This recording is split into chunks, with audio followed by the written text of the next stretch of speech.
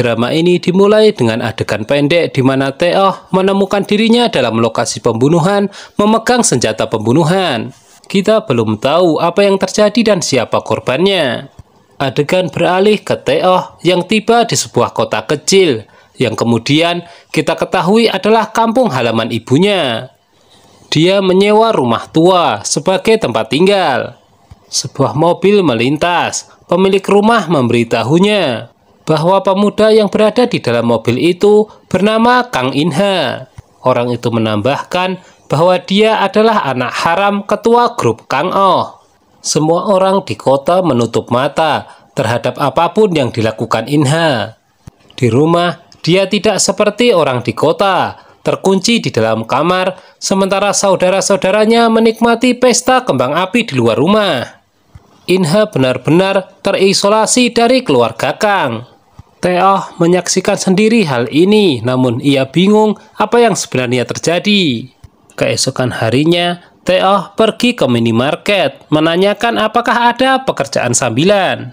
Di sana, ia melihat In-ha memasukkan beberapa barang ke dalam sakunya, sementara pemilik minimarket mengabaikannya. Setelah itu, In-ha makan apel di pinggir jalan, tanpa ditegur oleh pemiliknya. Namun dari beberapa hal yang dilakukan In-ha, ia sangat tidak nyaman dengan tatapan Tae-oh. Mereka akhirnya berselisih setelah Tae-oh menolak meminta maaf. Pertemuannya dengan Tae-oh membuat In-ha kepikiran. Di hari berikutnya, Tae-oh diperkenalkan sebagai siswa baru di sekolahan In-ha. Hal itu membuat In-ha memiliki kesempatan untuk memberi pelajaran kepada Tae-oh. Dan puncak konflik di antara mereka terjadi di kantin. Ketika hendak makan, Tae-oh diganggu. Merasa tidak terima, Tae-oh akhirnya memberikan serangan balasan. Setelah itu terjadilah perkelahian. In-ha berada di atas angin, secara dia telah belajar bela diri. Akan tetapi perkelahian itu dihentikan oleh bapak guru. Mereka berdua disuruh mengisi laporan permintaan maaf.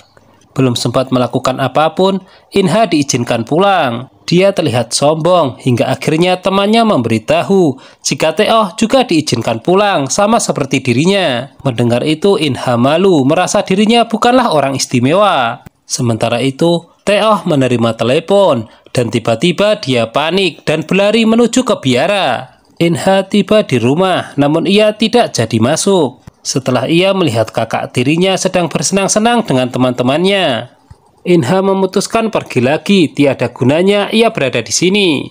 Ternyata Tae-oh menemui ibunya yang menyamar sebagai biksu. Dia berteriak padanya untuk segera melarikan diri. Ibunya setuju dan menaiki sebuah bus. Dari sebuah kilas balik, kita menemukan bahwa ayah Tae-oh adalah orang yang menelponnya. Dia bukanlah ayah kandungnya dan saat ini berada di penjara dengan hukuman mati karena terseret kasus kekerasan dalam rumah tangga. Namun dia mengancam akan membunuhnya dan tampaknya dia tahu ia masih hidup. Saat ibunya berangkat dengan bus, sekelompok preman menggeledah area tersebut. Dalam perjalanan pulang, In-ha dan Tae-oh bertarung di ring tinju. In-ha berjanji pada Tae-oh untuk mengajarinya bertarung jika Tae-oh menang. Awalnya Tae-oh tersudut, namun begitu mengingat ayah tirinya, ia langsung bersemangat dan berhasil mengalahkan In-ha. Keduanya terikat dan terlihat sangat akrab. Selesai makan burger bersama, In-ha mengantarkan Tae-oh pulang.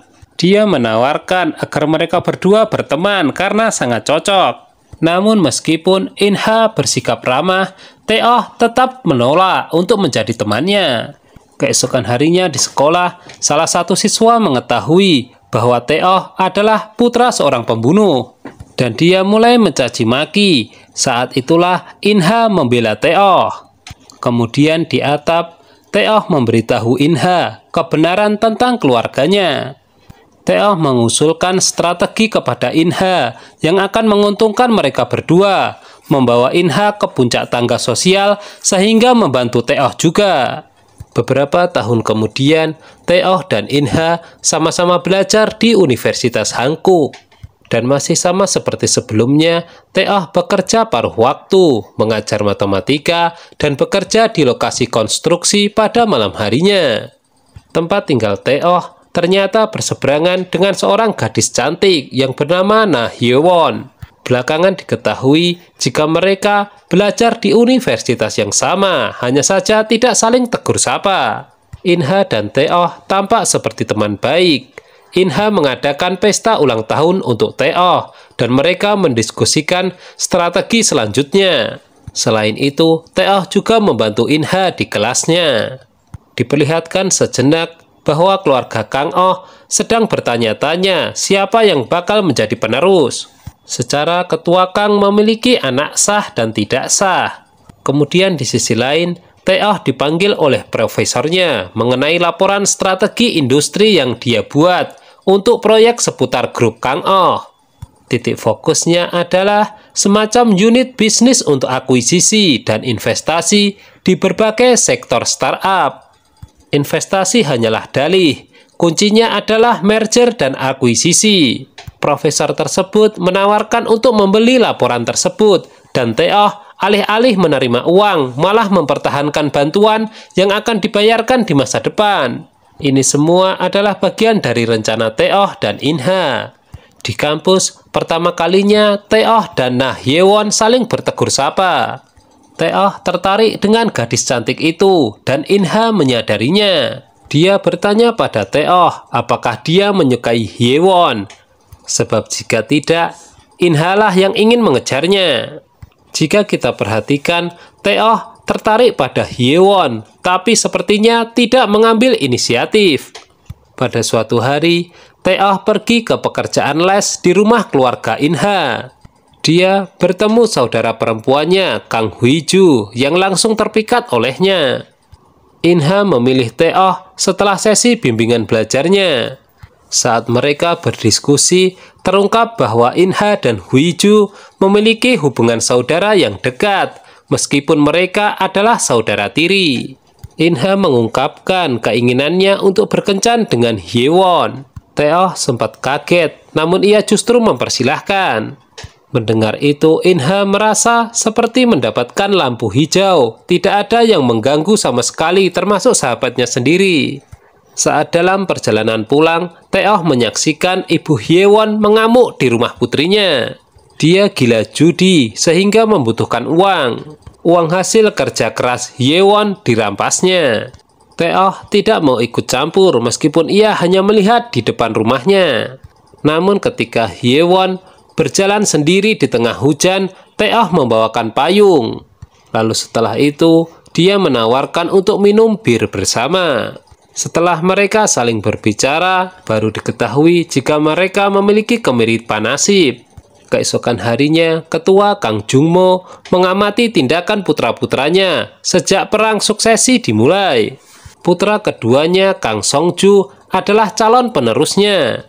Di tempat lain, Geum-sok, istri ketua, Song-ju dan ibu kandung Hui-ju sedang merencanakan suksesi Song-ju. Dia meminta In-ha untuk menandatangani surat pernyataan pelepasan hak waris, untuk menyerahkan saham warisannya di perusahaan, dan sebagai imbalannya memberinya dukungan finansial seumur hidup. Ternyata diam-diam ini juga bagian dari rencana Tae-oh dan In-ha. Kemudian In-ha dan Tae-oh bersiap untuk makan camilan di rumah Tae-oh. In-ha pergi membeli alkohol dari toko terdekat dan bertemu dengan Hyewon. Dia mengundang Hyewon dan mengusulkan untuk pergi ke rumahnya. Hyewon memiliki kesempatan untuk mendekati Tae-oh. Menyadari lokasinya yang sempit, In-ha menyarankan agar pesta kecil ini pindah ke rumahnya. Di sana, In-ha mencoba mengungkapkan perasaan, hanya saja dia ditolak oleh Hyewon. Gadis cantik itu mengatakan bahwa dia terlalu sibuk untuk berkencan. Jelas, itu membuat In-ha kecewa. Dia menyuruh Tae-oh untuk membantunya. Tae-oh bertanya lagi kepada In-ha apakah dia serius. Dia justru balik bertanya apakah Tae-oh melihatnya sedang main-main. Berhubung In-ha baru saja mengkonsumsi alkohol, ia tidak bisa mengantarkan mereka pulang. Tae-oh dan Hyewon kemudian pergi, meskipun dalam satu bus mereka berpisah tempat duduk. Hyewon membawa Tae-oh ke tempat dia dulu tinggal. Dia mengatakan bahwa keduanya serupa. Dia juga curiga Tae-oh memanfaatkan In-ha dan tertarik melakukan hal yang sama. Dia bertanya apakah Tae-oh akan membantunya. Tae-oh menolak, namun dia menambahkan bahwa dia tidak akan menghalanginya. Tae-oh sebenarnya mencintai gadis cantik itu. Hanya saja ia berusaha memendam perasaan demi rencana masa depan. Kembali ke rumah, dia menemukan In-ha yang sedikit curiga dengan hubungan Tae-oh dan Hye-won. Berpindah ke rumah ketua Kang, Hui-ju melobi agar In-ha menghadiri makan malam hari Sabtu. Dan di tengah protes, ketua Kang berpikir bahwa itu adalah ide bagus. Sebab bagaimanapun juga In-ha adalah keturunannya. Meski istrinya menentang, ketua tetap mengundang In-ha. Bahkan ia melakukannya sendiri melalui sambungan telepon. Belakangan, Tae-oh meminta In-ha berpura-pura tidak bersalah, namun tidak naif terhadap keluarganya agar tidak terlihat sebagai ancaman. Dia juga menjelaskan bahwa satu-satunya alasan ketua mengundang In-ha adalah untuk mengecewakan Gum-suk, karena dia mengambil keputusan untuk mendapatkan pelepasan warisan In-ha secara mandiri tanpa persetujuan ketua. Ketua Kang mengancam salah satu bawahannya karena kelalaian ini. Jika dia mau, ia bisa menggunakan firma hukum terbaik dari Singapura yang bernama Milton, karena itu telah dia beli. Sementara itu, Kang Song-ju bertemu dengan Profesor Tae-oh untuk berdiskusi mengenai pusat kerjasama kemakmuran bersama. Song-ju sangat gembira dan menawarkan profesor itu posisi di grup Kang-oh. Hal itu memungkinkan mereka agar lebih solid. Hui-ju membolos kelasnya untuk makan malam bersama In-ha. Saat mereka berbicara, In-ha menemukan bahwa pelayan di restoran yang mereka kunjungi adalah Hye-won. Hui-ju menganggap Hye-won agak aneh dan mengancam karena Hye-won mengenal Tae-oh. Hui-ju masih merahasiakan dari In-ha bahwa dia menyukai Tae-oh. Perkataan yang keluar dari Hui-ju untuk merendahkan Hye-won. Hal itu mendorong In-ha langsung meminta maaf. Sebaliknya, Hui-ju juga tidak tahu bahwa In-ha menyukai Hye-won. Setelah mengantarkan adiknya pulang, In-ha menemui Hye-won. Selain meminta maaf atas perkataan adiknya, dia mengungkapkan keinginannya untuk menunggunya pulang. Hye-won kemudian menegaskan lagi bahwa dia terlalu sibuk untuk berkencan. Penolakannya yang terus-menerus justru membuat In-ha semakin tertarik padanya. Di sisi lain, Tae-oh terlalu sibuk bekerja. Padahal Hye-won dengan sabar menunggu dia mengungkapkan perasaan. Bahkan Hye-won mengatakan bahwa jika kesulitan Tae-oh adalah waktu dan uang, maka ia akan membelinya. Di kediaman ketua Kang, In-ha bertemu dengan putra sulung In-ju yang menghinanya. Hui-ju membela dengan menggigit In-ju sebagai protes, dan In-ha terpaksa pergi karena Gum-suk menyalahkannya atas tindakan tersebut. Ketua Kang mengetahui tentang Gum-suk dan In-ju karena keputusan sepihak lainnya yang mereka buat tanpa persetujuannya. In-ju sangat dendam pada In-ha. Dia akan memastikan bahwa anak itu tidak akan pernah lagi makan bersama mereka. Tae-oh menasihati In-ha, ia sudah memprediksi hal ini akan terjadi. Namun menurutnya ia tidak perlu khawatir, karena ada rencana yang lebih besar yang akan bisa menutupi malunya. In-ha pun tersenyum, seolah sepakat dengan Tae-oh. Hui-ju berselisih dengan keluarganya saat makan malam dan memilih pergi. Masalahnya tidak lain kenapa keluarga ini tidak bisa menerima In-ha. Gum-suk mengikutinya dan menamparnya di kamarnya karena bertingkah. Ketua Kang marah kepada In-ju, ia telah membuat keputusan di rumahnya. Gum-suk menganggap Hui-ju telah dewasa, jadi seharusnya ia bisa menjaga sikap.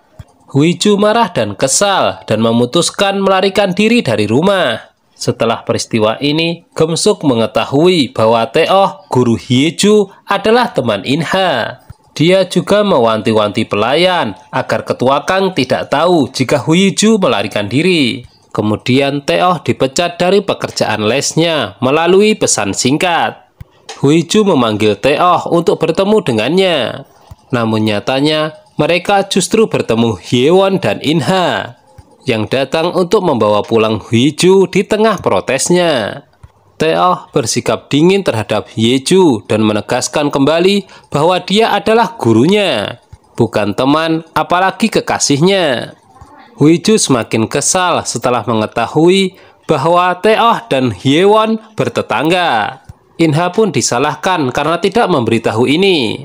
Malam itu Taeoh dan Hyewon tidak langsung masuk rumah. Mereka sama-sama pergi ke minimarket untuk membeli bir. Saat In-ha mengantar Hyeju, yang Hyeju bicarakan hanyalah Taeoh. In-ha tidak tertarik dengan topik ini, namun adiknya itu mengancam jika kakaknya itu harus membantunya. Taeoh dan Hyewon mengobrol di minimarket. Yang mereka bicarakan adalah mengenai perubahan nasib. Bahwa jika dia berada di tempat yang ia mau, itu artinya ia telah memenangkan peperangan. Keesokan harinya, Hwiju berniat untuk membolos sekolah. Tiba-tiba ia teringat ide yang bagus. Dia berpura-pura pergi ke sekolah, namun mengunjungi Taeoh di universitasnya. Dia mengaku padanya, tapi Taeoh tanpa ampun menolaknya dengan mengatakan bahwa mereka hanya memiliki hubungan majikan dan karyawan. Dari kejauhan, Hyewon melihat percakapan ini. Hwiju berpura-pura tegar, namun di dalam mobil ia menangis sejadi-jadinya. Sejauh ini kita tidak tahu kenapa Taeoh sedingin itu. Sepertinya ia memiliki impian yang sangat besar sehingga mengabaikan kencan. Hyewon menemui Taeoh untuk mengakui jika ia melihat percakapannya dengan Hwiju. Dia pun memberikan nasihat agar Taeoh tidak bersikap seperti itu. Tapi Taeoh menjawab jika ia tidak membutuhkan nasihat. Di tempat lain, Ibu Hyewon bekerja di bar perjudian. Tanpa sengaja dia melihat pemiliknya membawa banyak uang. Dia pun mencuri sebagian dan melarikan diri. Keesokan harinya, pemilik mengunjungi kelas Hyewon untuk mendapatkan kembali uang mereka. Hyewon menolak dengan mengatakan jika ia tidak memiliki ibu. Pemilik itu mengaku tidak mau tahu, yang jelas uangnya harus dikembalikan. Ketika mereka mulai kurang ajar pada Hyewon, Taeoh datang menyelamatkannya. Dia mengaku tidak merasa terganggu karena kejadian seperti itu sudah sering menimpanya. Dia juga menolak untuk melarikan diri karena itu berarti mengakui bahwa ibunya adalah keluarganya. Mendengar itu, Taeoh menjadi bingung sebab apa yang ia ucapkan benar. In-ha mendapat kabar tentang Hyewon yang diserang oleh rentenir. Dia menelponnya, hanya saja Hyewon sengaja mengabaikannya. In-ha dengan panik berlari mencarinya. Ketika dia menemukannya, dia mulai memberinya ciuman. Taeoh kembali untuk Hyewon karena dia mengkhawatirkannya dan menemukan mereka bersama. Belakangan, Taeoh merasa terganggu dengan hubungan Hyewon dan In-ha. Saat dia dalam perjalanan pulang, dia bertemu Hyewon yang berangkat untuk tinggal di rumah In-ha.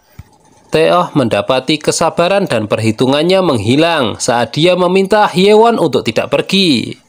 Dia ingin memiliki masa depan bersamanya, tapi Hyewon mengatakan kepadanya bahwa dia akan menyesal membiarkan In-ha pergi.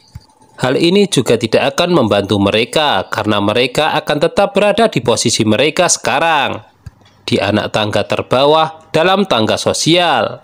Hyewon kemudian pergi.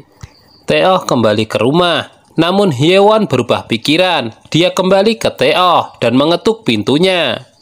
Taeoh memikirkan perkataan Hyewon bahwa dia akan menyesal bersamanya. Hal itu terbukti benar saat Taeoh memutuskan untuk menerima telepon In-ha dan Hyewon meninggalkannya untuk selamanya. 5 tahun kemudian, Pusat Kerjasama Kemakmuran Bersama menjadi kenyataan dan In-ha adalah salah satu karyawannya. Profesor Universitas Taeoh telah menjadi direktur proyek tersebut dan dia memperkenalkan Taeoh yang ternyata adalah karyawan lain. Nah, gimana menurut kalian? Apakah seru cerita ini? Jika kalian penasaran dengan kelanjutannya, silahkan tulis di kolom komentar. Terima kasih sudah menonton.